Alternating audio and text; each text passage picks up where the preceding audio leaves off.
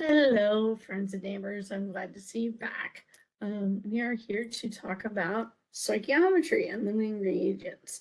This is the first topic for exam 2. Now, you may question why I'm talking about it before exam 2, before we take exam 1. But what I find is that most students do better if we talk about this material before exam 1. So even though it's not going to be on the first exam, I encourage you to deal with this before the first exam because I find that it helps if you go through this material before the first exam, even though it won't directly be covered on the first exam. I find that it's very helpful to talk about it before the first exam. So, stoichiometry, limiting reagent. So what are the topics? Stoichiometry, limiting reagent, and yields. But first, let us review. What did we talk about the last time? So our last lecture, we talked about balancing equations. So let's go ahead, take a minute, review. How did we go through balancing these equations? So you've got a couple of things that you've got for balancing. I want you to balance these equations, and then we're going to come back and talk about how we balance these things.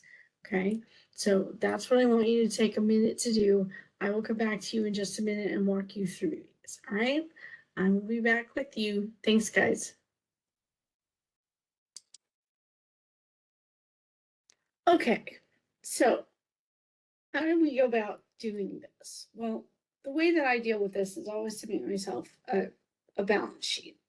So looking at the first equation, my balance sheet is going to look like Mg, O, H, and Cl. Those are the species that I have on my reactant side. And so those better be the species that I have over here on my product side.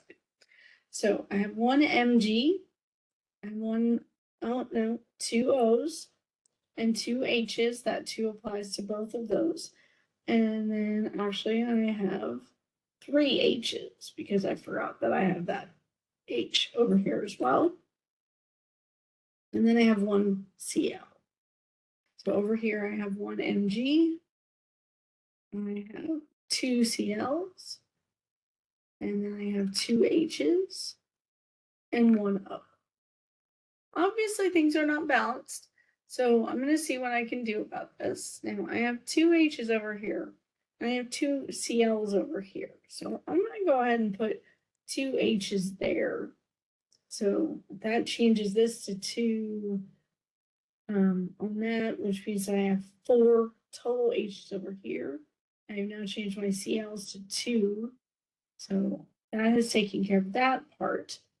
I now have two here, so I'm going to go ahead and change this to two there. That means I now have four H's, and my twos have gone, my O's have gone to two. So I have one Mg, two O's, four H, 1, 2, 3, 4, and 1, 2, 3, 4, and then two Cl's, 1, 2, and then 1, 2. So everybody is balanced in that equation. I am so happy that that has worked out. Okay, awesome. So that is my first equation balanced. Now, I'm sorry. Let's talk about our second equation here. In our second equation, we have carbon, hydrogen, and oxygen. And I have hydrogen, oxygen, and carbon over here. So over here, I have two carbons, six hydrogens, and two oxygens. Here I have two hydrogens. I have three oxygens, and I have one carbon. Okay, not happy. First place I'm going to attack is that carbon. I'm going to make two carbons over here. So I've changed that, and now I've got two carbons. I also changed that oxygen, so now I've got four oxygens there and one there. So now I've got five oxygens total.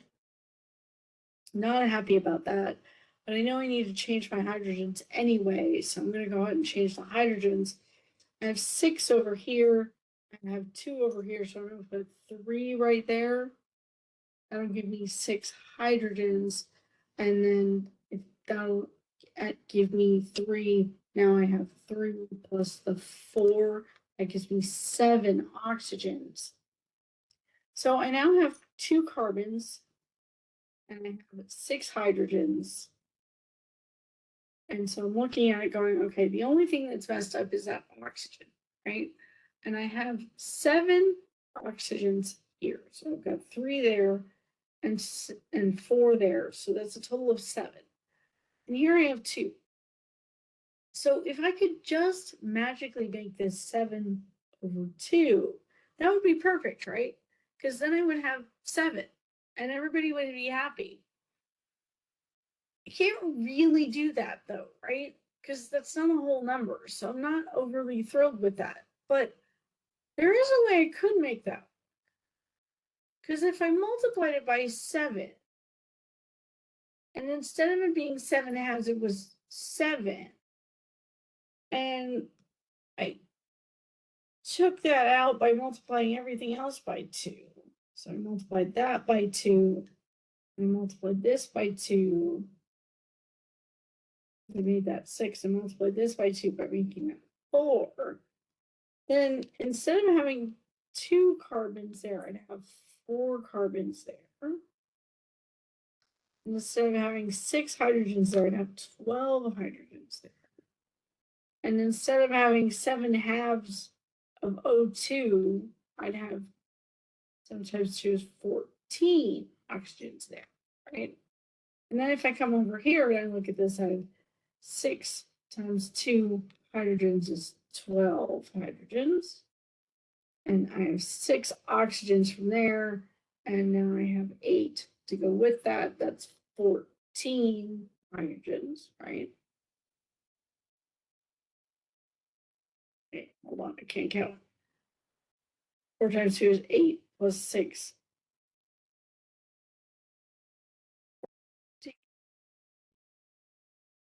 8, 10.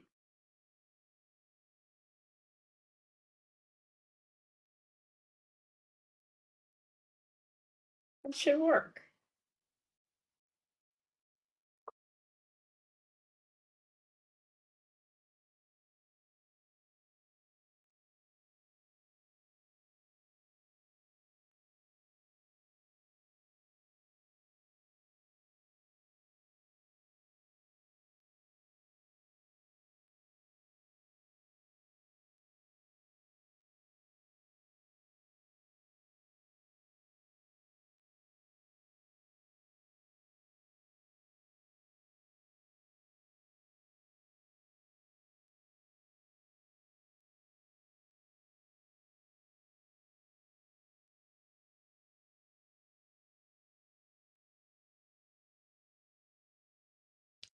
Okay, I'm just freaking out about nothing. I can count. Excellent. Oh my God.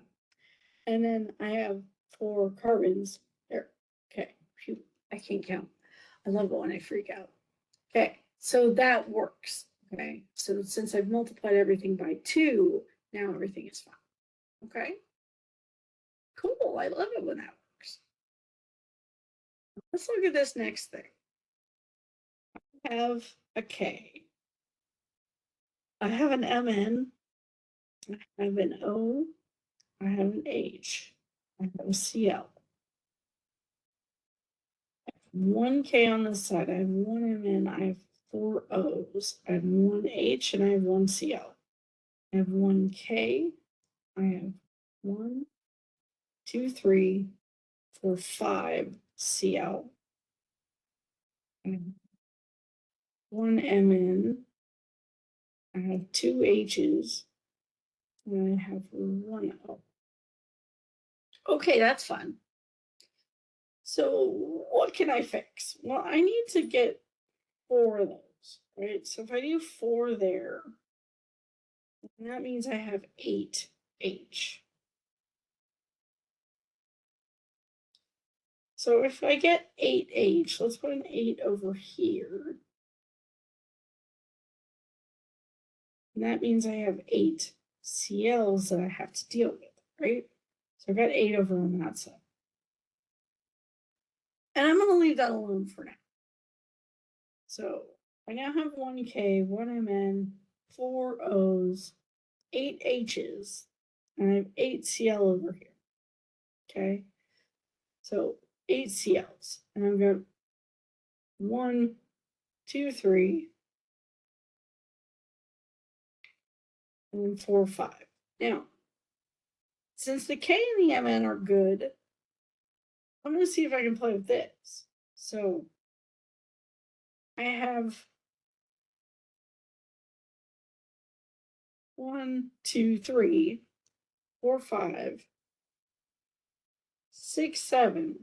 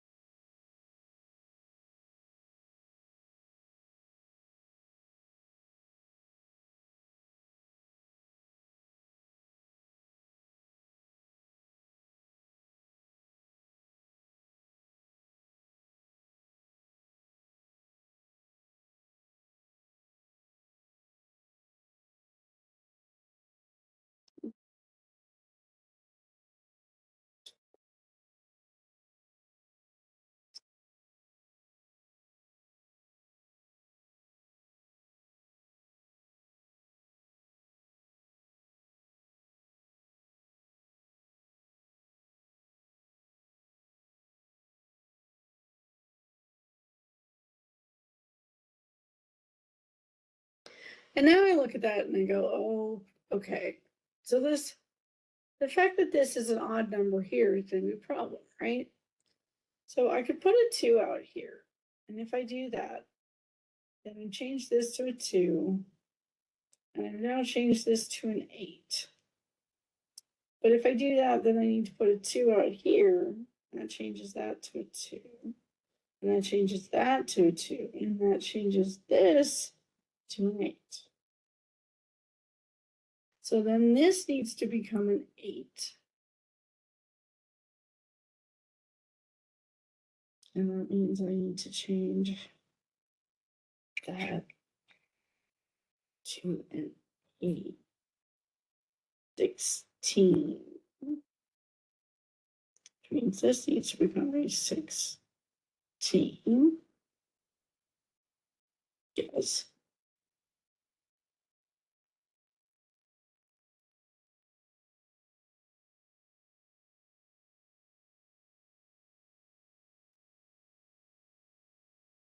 Is that right?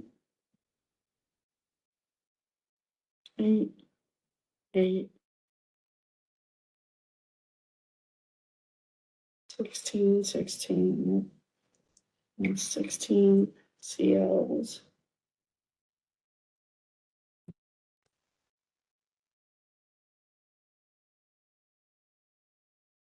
We got 2 MNs, and I need to have 2 MNs there.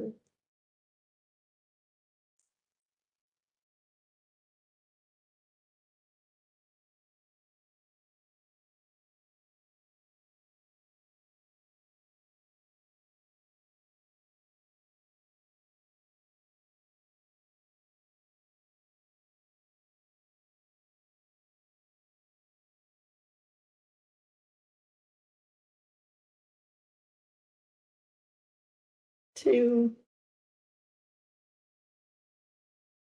the 4 is 6.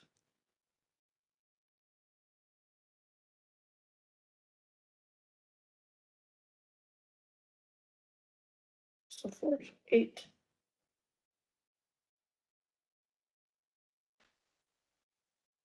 And we got 2 plus the 4 is 6.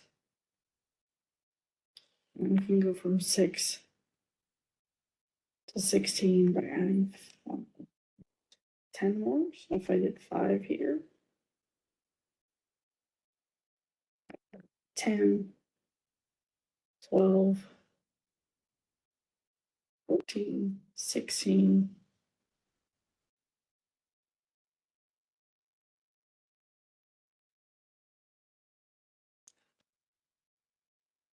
Twelve, 14, 16, 18. Okay, I knew I'd get there.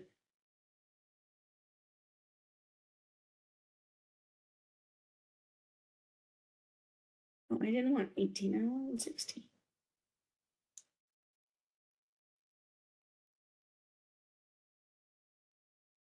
10, 12, 15, 16. Okay, so I was right.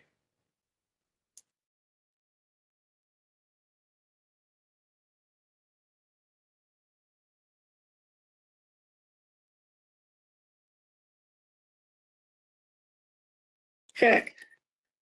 Took forever, but I got there. So back and forth and back and forth and back and forth until I managed. Okay. So I just kept going back and forth until I managed to get the number that I needed.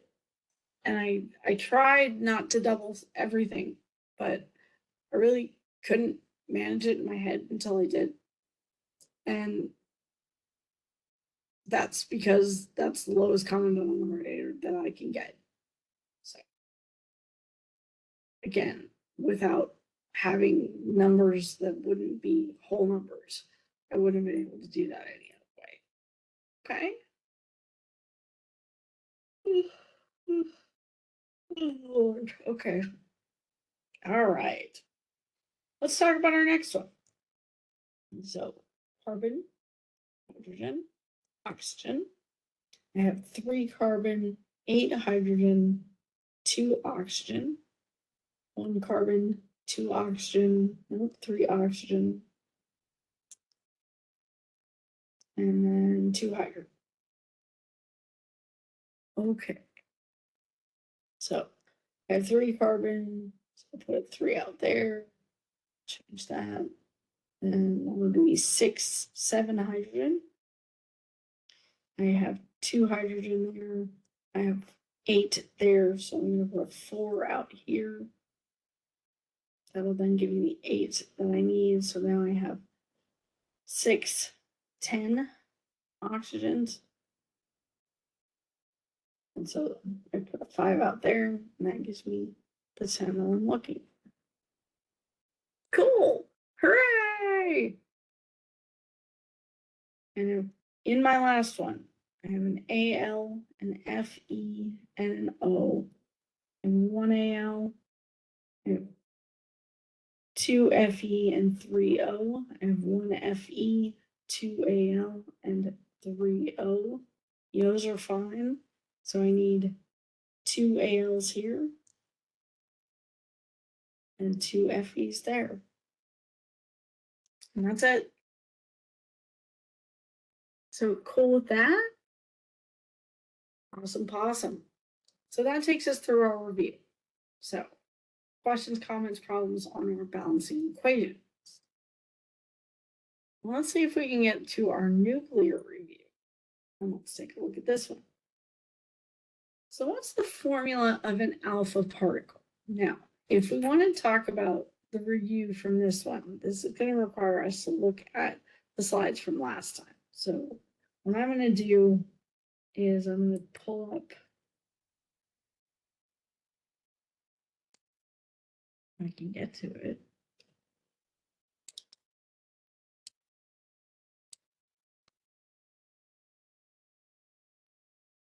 Hopefully it'll let me review from last time.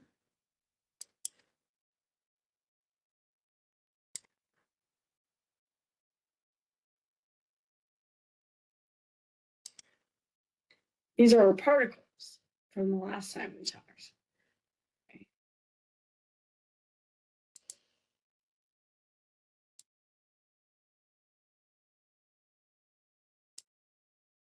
So we're going to talk about an alpha particle, and that is a 4,2-He or 4,2 alpha. Okay, that's helium nucleus. Our gamma particle is just energy. So it's just that gamma particle. We just write the gamma. Symbol for a neutron, okay, is a 1, 0, N. Second, I apologize. 1, 0, N, beta particle.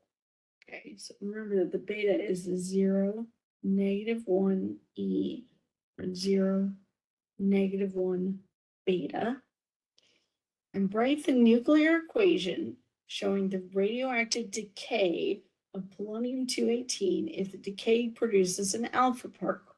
So it produces an alpha, 4,2He, and we're decaying polonium-218. So we talked about polonium-218, and if I pull over my periodic table, polonium was down here somewhere. Either PO, if I remember correctly.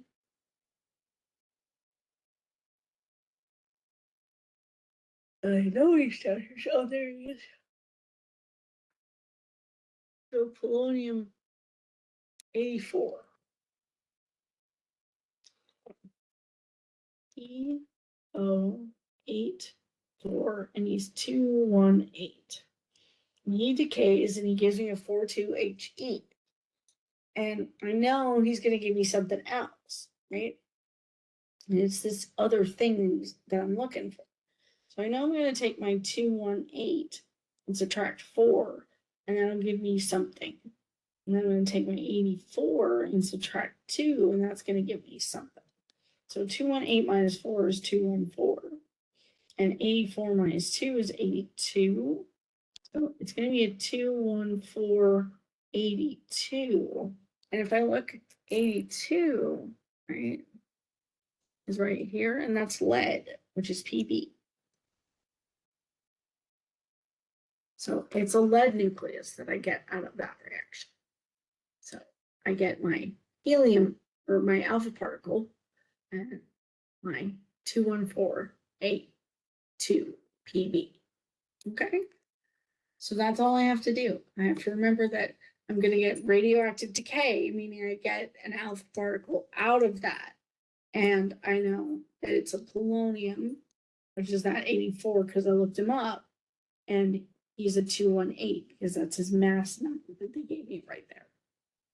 Okay, all right, using the tools that I've been given. Excellent. Now I have to remember those particles. So I had to look those up. There we go.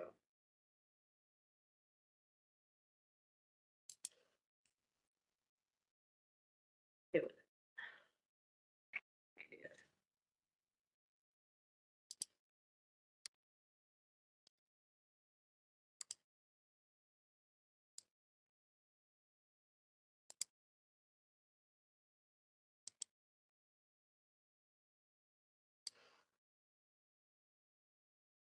There it is.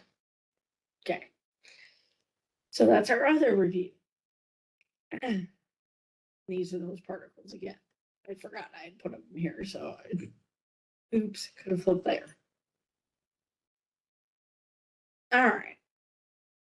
Now, we talked about a couple of things related to stoichiometry. So the only way to determine how much of a second reactor or product we need is to get to know how much of a thing we started with by using our molar ratios. And our molar ratios are based in that balanced equation. So remember that we have to know what our balanced equation is, because if we don't know that our balanced equation requires twice as much hydrogen as it does oxygen to make, our two H2Os, then we don't know that we need twice as much. Okay, so we need to understand those relationships from our balanced equation. What does that mean to you? It means that if you want to do any kind of stoichiometric calculation, you need to have a balanced equation first. You cannot do any kind of stoichiometry without a balanced equation. So if you attempt to do stoichiometry without a balanced equation, you are going to get knocked to no end because you don't have it. It is a necessary part of doing stoichiometry. You need to have it. So you need to have that balanced equation first. All right. You may not think that you need to do it first, but you need to do it first. So if you see something that says stoichiometry, if you see something that says, how much of this can I make from this? You need to have that balanced equation. So do that first, okay? So that's the first thing we're going to do for all of this. Now, the other thing I want you to think about is this thing we call a calculation map. It's also called a stoichiometry mole island diagram, right? And you'll probably see this, you should have seen this on your exam handouts. So if you flip through your exam handouts, one of the things you may have seen is this picture right here. Now, it's not a very big picture. It's not. And it has a lot of information on it. But what you might see here is that you can go from grams of A using the molar mass to moles of A. And from the moles of A, using the stoichiometric factor, to moles of B. And for moles of B, using the molar mass to grams of B. Now, I have just told you exactly how to do a stoichiometric calculation. What I didn't tell you was whether you multiply or divide. All I told you was what to use to get between all of the places that you need to go. So it's up to you to know whether you do multiplication and division, or how you do that. But what I'm also going to tell you is that if you know how to use dimensional analysis, you know exactly what to do. Okay, if you know how to set it up using dimensional analysis, you've got the answers that you need, and you know exactly how to do this problem based on what I told you. So I'm going to try and show you using this how to do exactly what you need to do. Okay, this is meant to guide you. It is meant to give you the answers. Right? It is not meant to trick you. It is not meant to lead you astray. It is meant to tell you exactly what to do. Okay, so we'll talk through that. This is just a slightly different version of it. And it's to emphasize again that if you have the mass, you can get to the moles. And if you have the moles, you can get to the particles. We talked about this in the last lecture. Okay, so if we know mass, we can get to moles. If we know moles, we can get to particles. Right, so we can do that. And if I know the mass, I can get to the moles. If I know the moles of this first thing, I can get to moles of this other thing using the stoichiometric coefficients from the balanced equation. That is a step we haven't taken yet. And that's what we're going to be learning to do today. Okay, so we've done this half. That's what we did last time. Now we're going to learn how to go from here to here. And then, of course, to here. So we've done this part. Now we're going to learn how to make this connection and do this part. Okay. All right. So that's what we're doing. Building other bridges. Now, I am reminding you that some of these things that we deal with when they're alone are dimers. It's only when they're by themselves. Okay. So, like we were talking about in the lab, okay, when oxygen was bound with magnesium, Mg plus O2 goes to MgO. So it's not MgO2, it's MgO. Okay. Oxygen is a dimer when it's by itself, but not when it's bound to something else. Okay. So again, we have the H up here, and then this nice little 7.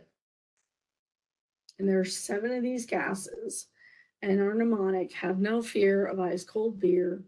So hydrogen, nitrogen, fluorine, oxygen, iodine, chlorine, and bromine. So those are the ones you need to know. Right? Those are the ones that exist as diatoms. That's what you need to know. Okay. So make sure that you remember those, because they have to exist that way when we write and balance our equations. If you don't, then your equation will be wrong. That's why we're beating into your head again. All right. So let's talk about stoichiometry. Industrial ammonia is produced from reacting hydrogen and nitrogen. I have 16 grams of hydrogen. How much ammonia can I make? Okay. The first thing, I have to assume that there is enough nitrogen available to do this. If that is not the case, then we'll talk about how to handle that later in the lecture. All right. First thing I need to do is I need to write and balance the equation. So H is a dimer, it exists as H2. Nitrogen is a dimer, it exists as N2. So it produces liquid ammonia, NH3. It's on the exam handout. So remember, it was one of these guys in our common names. So ammonia, NH3. Okay, he's right there. So, all right. So I have H2, and he's a gas. And we have N2, and he's a gas. And that gives me NH3 liquid. Okay, so that's the equation that I'm going to write. I'm actually going to move this right here.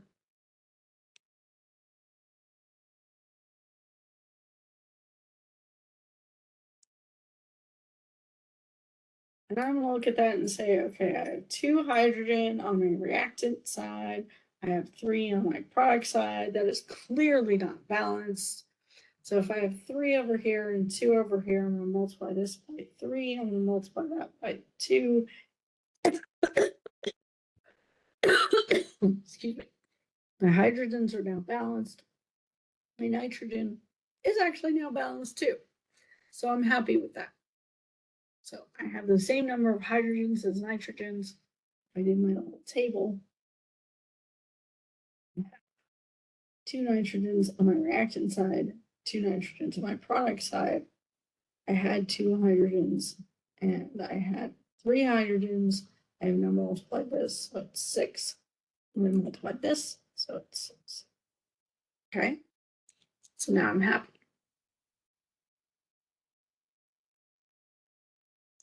Good. So initially it was 1, and then now multiplied.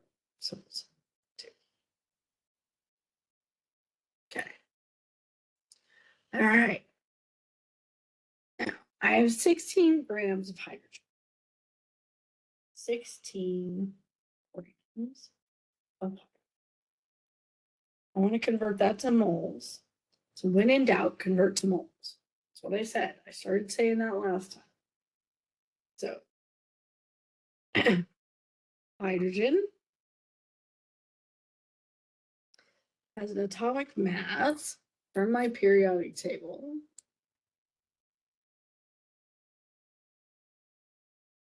1.008. That's from my periodic table. 1.008. 1.008. And of course, there are 2 of them. So 2.016 grams of hydrogen for 1 mole of hydrogen.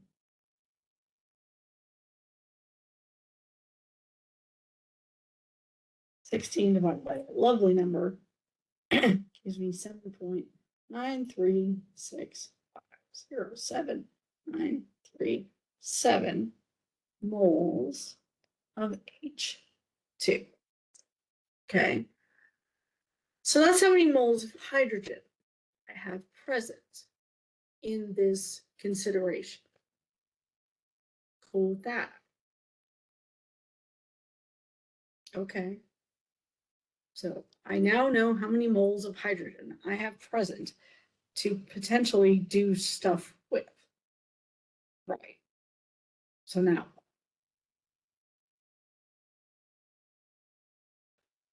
I need to convert from moles of hydrogen to moles of ammonia. Okay. So this number that I calculated before, 7.936507,937 moles of H2. And that equation that I wrote, I had H2 N2 NH3, and I had 2 NH3s and 3 H2, right? 3 H2 plus N2 goes to 2 NH3. So I know that the number of moles of H2 are 3 moles of H2 in my equation, and I produce 2 moles of NH3. Moles of H2 cancel, and it leaves me with moles of NH3. So I take and I divide this by 3 and I multiply by 2. So that tells me that sorry. Calculator didn't like me as much better.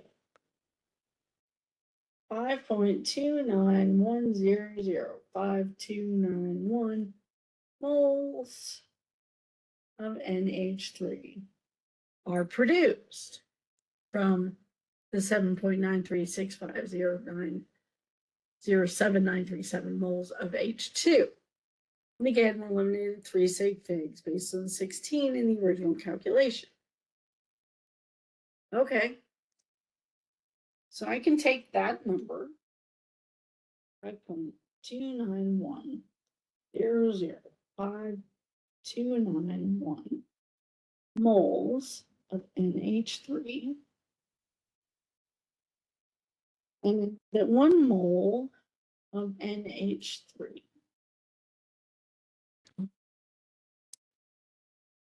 looking over here, 1.008 is the mass of hydrogen times 3 plus the mass of the nitrogen. Come down here, look for the nitrogen. Where is that nitrogen? Oh, there he is. 14.007. So that gives me a total mass of 17.031 grams of NH3 in 1 mole of NH3. Okay. So I can take that 17.031 grams per mole and I can multiply it by that lovely 5.2910059291, and I end up with 90.1111, and just 8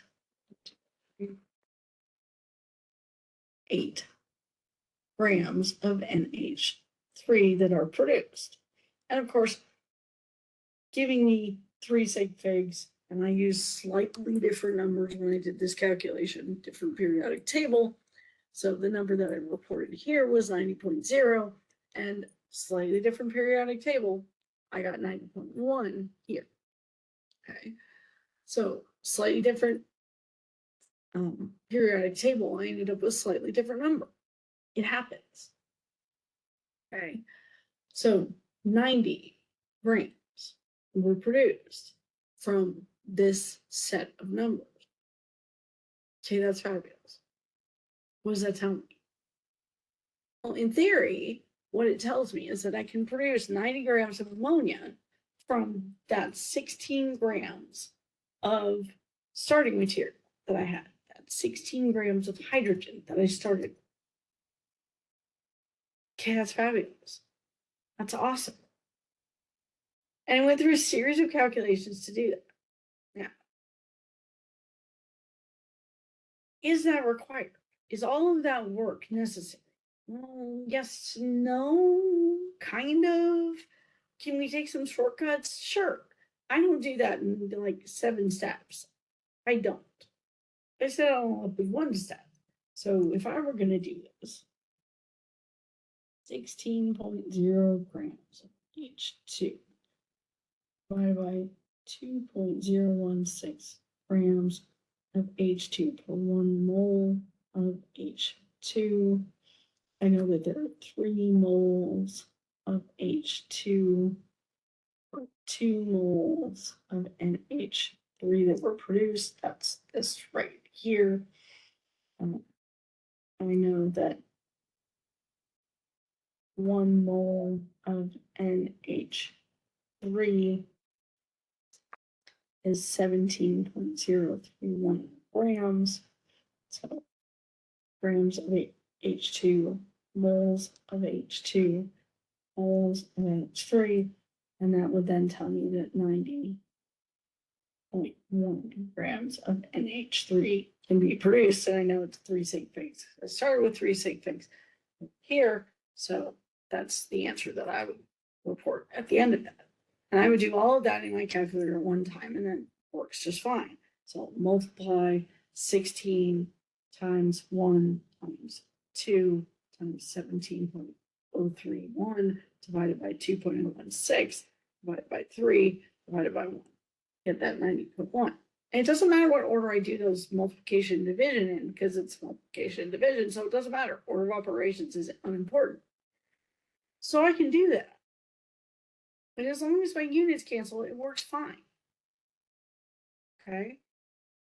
So that is my stoichiometry. And I can do that, again, in any order that I want to, because my units will cancel.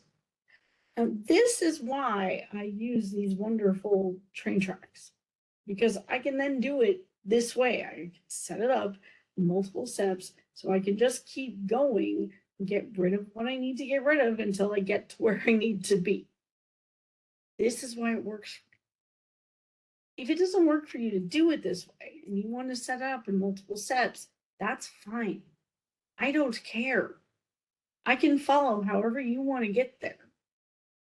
But this is how it works for me, is to be able to say, okay, I went from here to here, I'm done, cool, I got it. Okay.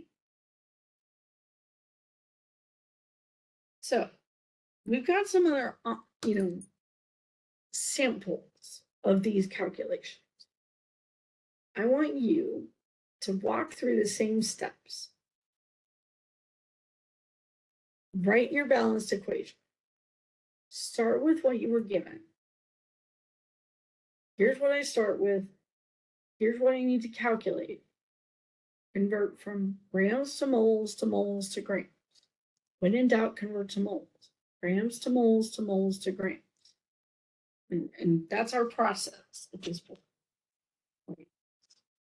To mole to moles to grams. Okay, that's where we're going for all of these. And that's balanced equation.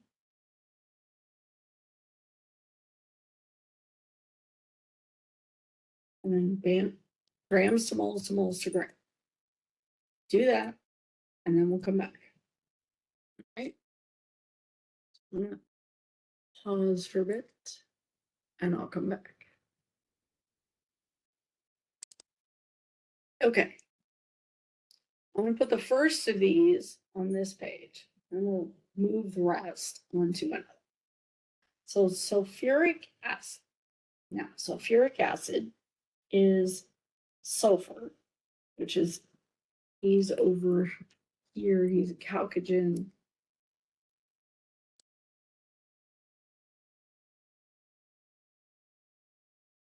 So sulfur's right here.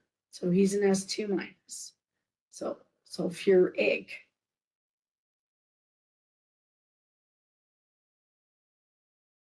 Put down here.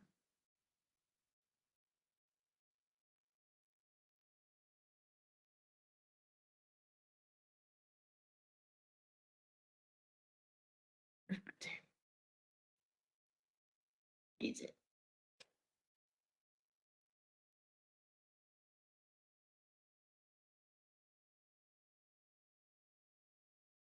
Good. Sulfuric is listed right here, H2SO4. So H2SO4. H2SO4. And that's aqueous. It's not that important that you understand that he's aqueous, but he is. Reacts with sodium hydroxide NaOH, which is also aqueous, to produce sodium sulfate, Na2SO4 AQ plus H2 and water. Okay, so I can look at this and I can say, all right, Na2, so H, and I can see that I have an SO4 on both sides. So I'm going to say SO4, and then Na,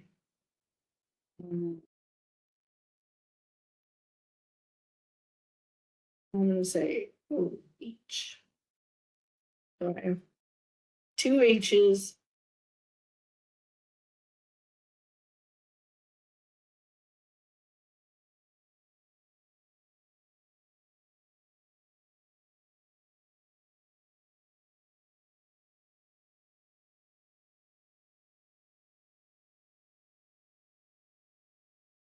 one SO4, one Na, and one OH.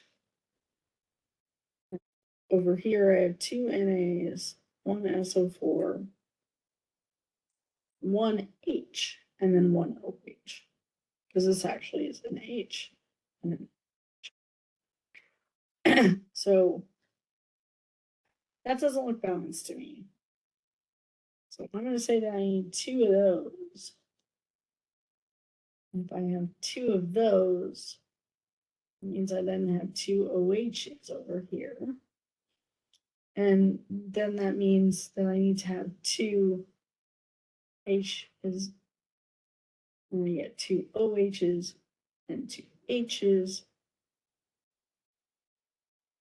And so then I have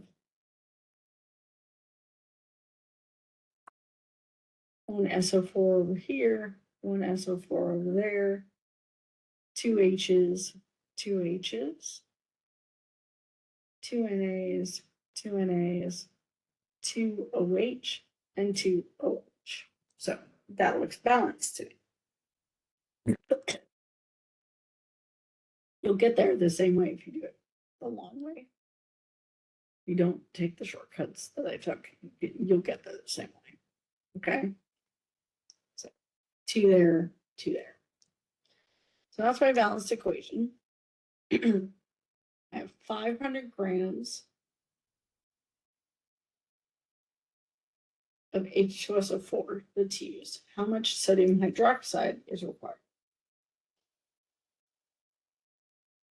All right, so I want to know if I have 500 grams of this, how much of this is required? Okay, so 500 grams of H2SO4. Well, all right, so 500 grams of H2SO4. We know that how many grams of H2SO4 are in a mole of H2SO4? Well, let's look at that.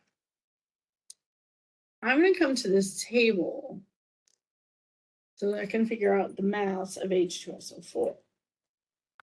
So H is 1.008 times 2 plus S.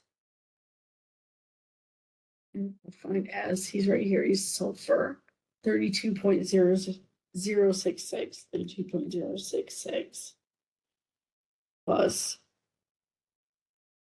04. 4 times 15.999.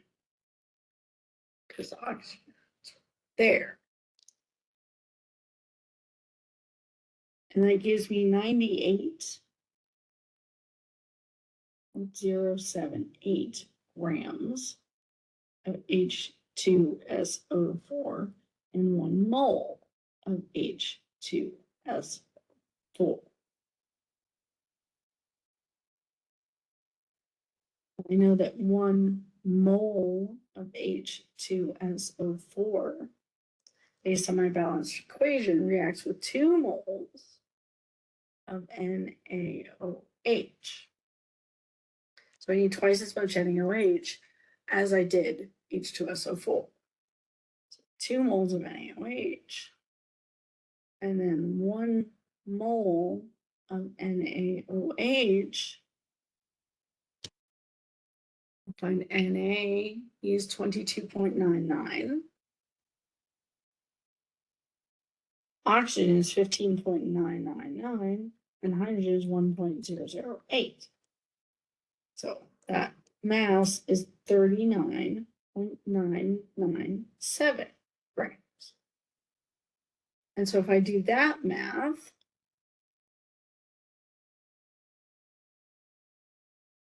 (500) divided by the 98.078 times 2 times 39.997, and that gives me 407.8,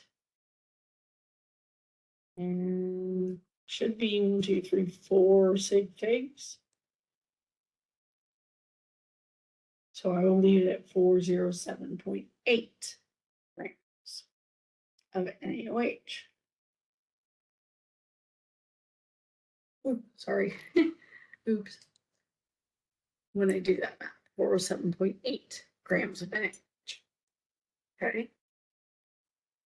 So that is what I calculate. And again, it's 4 sig figs based on the 500 that I started.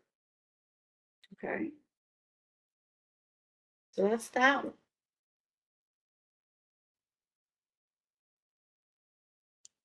All right. I had another piece of paper. Then I'm going to flip back so I can look at this one. Let's see if I can.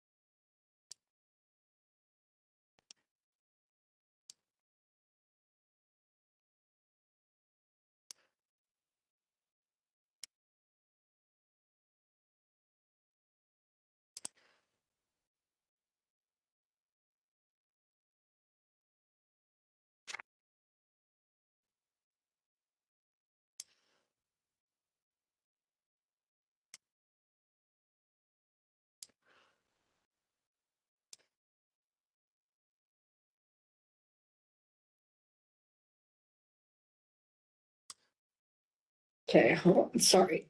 Nitrogen trichloride reacts with water.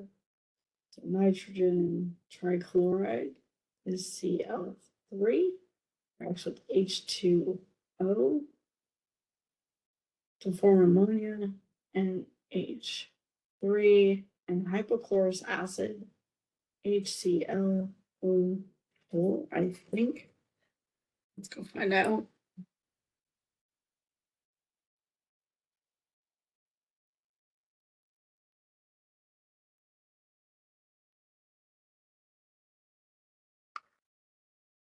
Hypochlorous is HCl. Oh. Wow. Okay.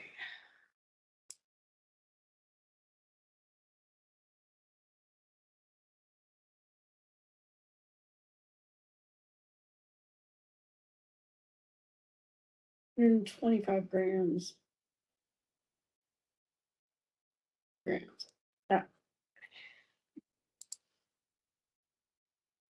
So looking at my equation, I have one nitrogen, I have one nitrogen, I have three CLs.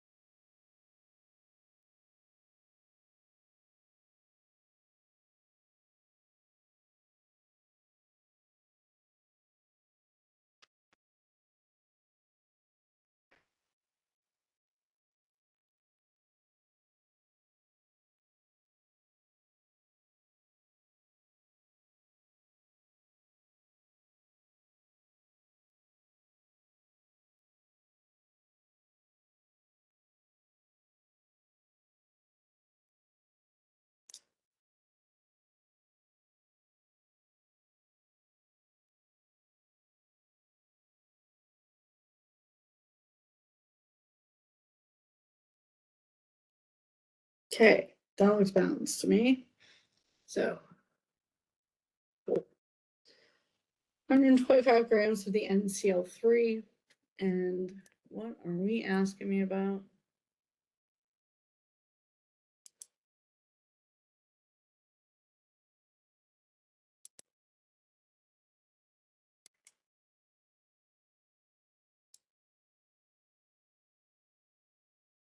How much ammonia is produced?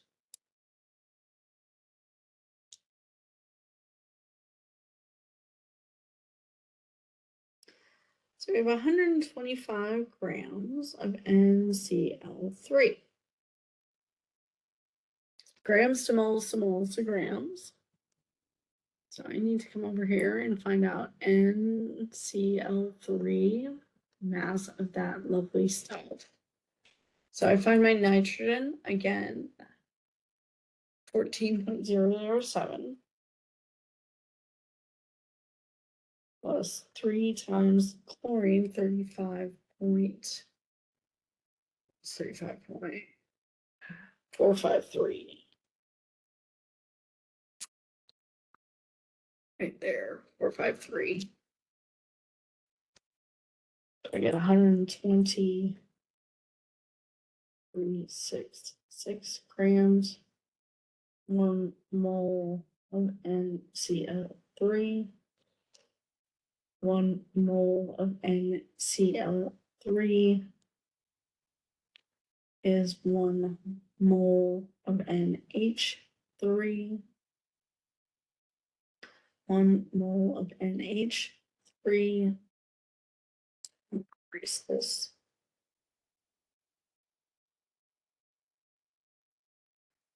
NH3, 14.007 plus 3 times 1.008, 17.031 grams.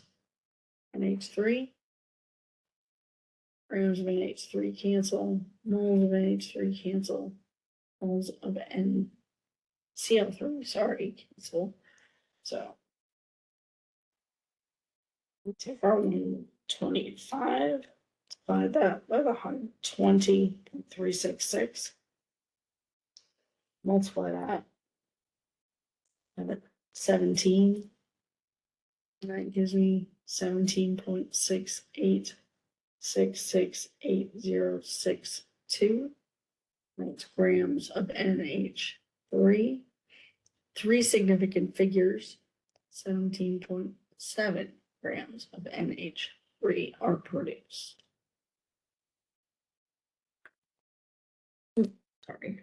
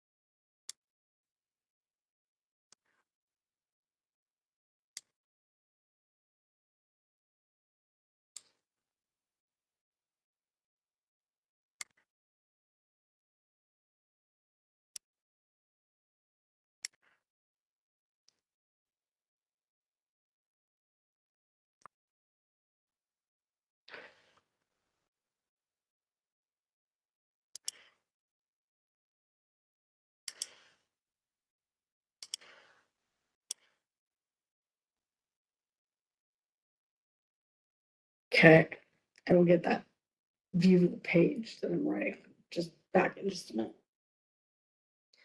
Oxygen reacts with propane.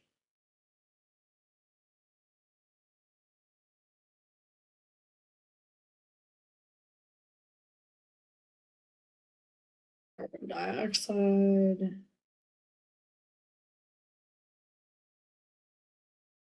And water. 25 grams propane. How much carbon dioxide is full? Okay.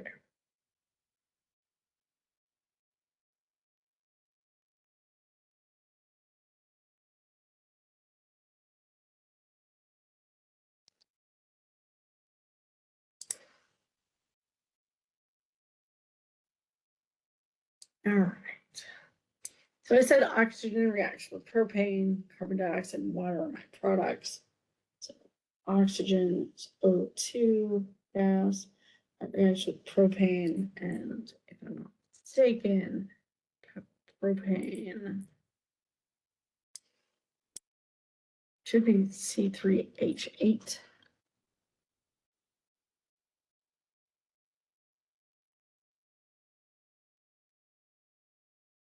Yep.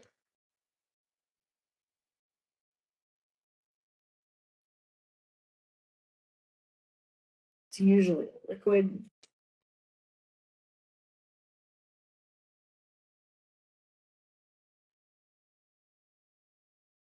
It's one of the gases that we use in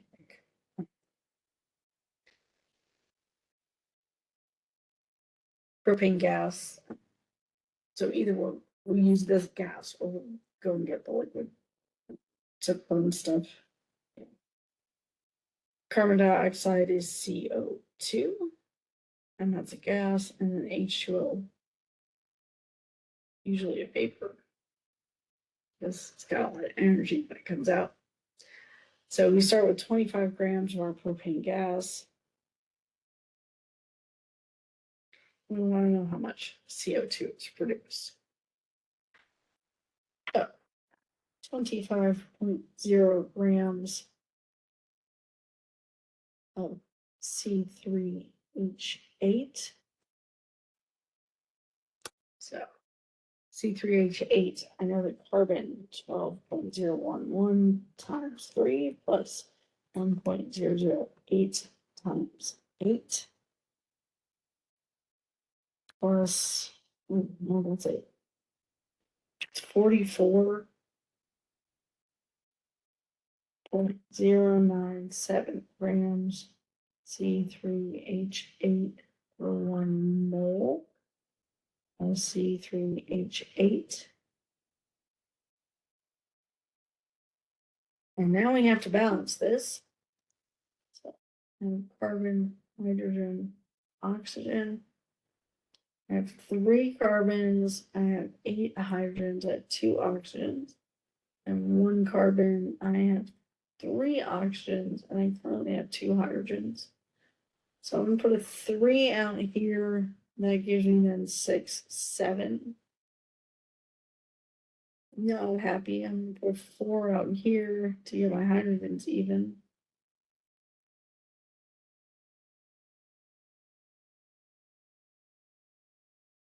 I now have 3 times 2 is 6 plus 4, which gives me 10.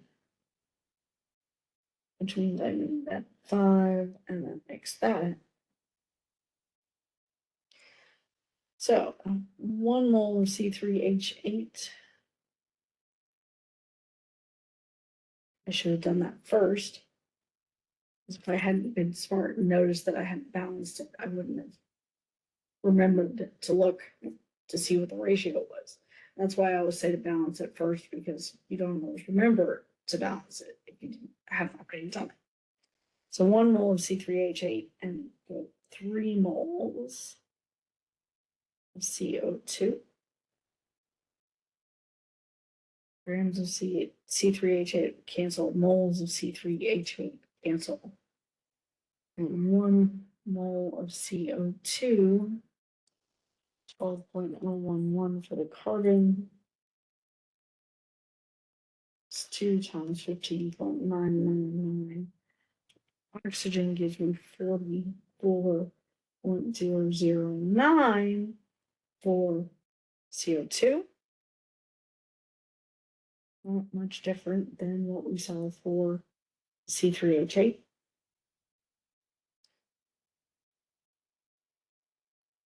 And so 25.0 divided by a 44.097 times 3 times a 44.009.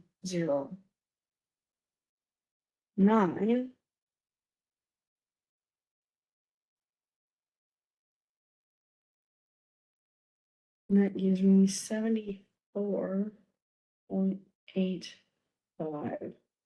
And it should be 36 bags, so I'm going to say 74.9.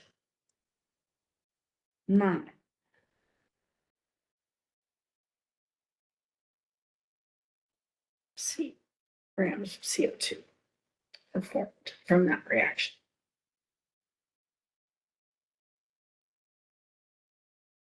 Cool.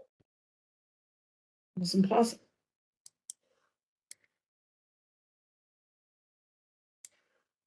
So here,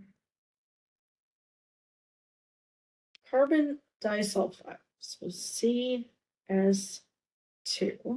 reacts with oxygen to produce carbon dioxide and sulfur dioxide.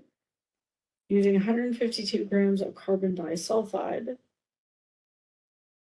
produces how much sulfur dioxide? All right.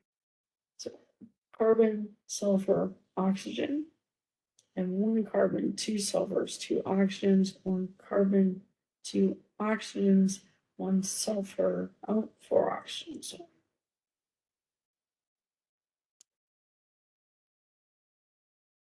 So I need to have 2 of those.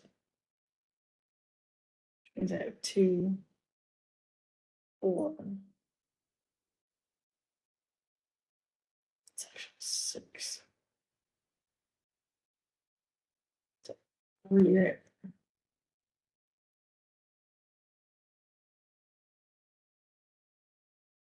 2, 2. 1, 2, 6, and 6. Okay. So that's balanced.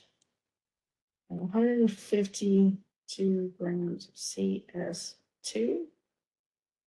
Molecular weight of CS2. Carbon 12.011 plus sulfur 2.066 times 2, 76.143 CS2 for 1 mole of CS2. 1 mole of CS2. 2 moles of SO2. 1 mole of SO2. And then sulfur again, 32.066. 2 times 15 is 64.064 grams. So 152, right? 76.143 times 2 times 64.064 gives me 255 and 0.7, so I'm going to round that to 256. Because again, 3 sig figs, 256 grams of SO2. Ooh, hooray! So that's how much sulfur dioxide I can get from that amount of carbon disulfide. So questions, comments, problems on the calculations we have done so far? Hopefully not. So again, balance our equation, grams to moles to moles to grams. Okay, I know that sounds really repetitive, and I probably make it sound ridiculously easy. I have done this 1,000,006 times, and that is what I do every single time. You may have noticed that there's a pattern. I write the equation, I balance the equation, I write the mass for what I'm doing above where I start, and I write a question mark, because that way I know this is where I'm starting. I will need a molecular weight for this. And what I do every time is calculate the molecular weight for this species and then this species. And I typically will go ahead and write them right here, 76. And then this one, 64, 0.64. When I'm feeling really pedantic, I'll put them underneath everything, because I may need them, I may not. I don't necessarily know what I'm going to need them for. And so I'll just go ahead and calculate them all, because I don't know. Need them for. In some questions, I know that I might need them for more than 2 things. And so I'll go ahead and calculate them for everything at the beginning, because then I don't have to calculate them again. So it really depends. In these, I knew I only needed them, for 2 things, because that's what I'm trying to show right now. As we move forward, you'll see that we're going to do them for a lot more than that.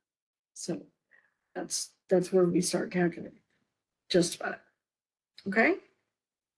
Now, because of where we are and what we're doing, I am going to go ahead and stop here. And I will come back to this fairly soon.